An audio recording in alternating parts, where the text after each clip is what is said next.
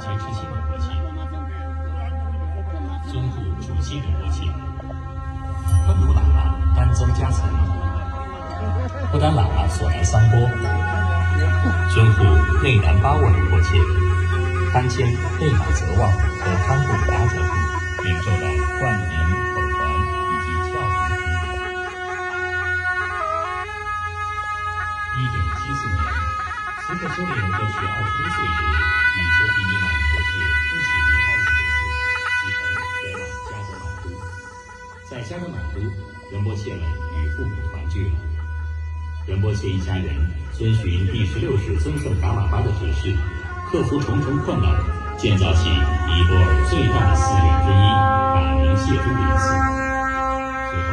尼泊尔国王比兰德拉·比尔·比克达姆沙哈主持了寺院的落成典礼。第16世尊圣达玛巴于1976年为寺院主持了开光仪式。此外，慈克修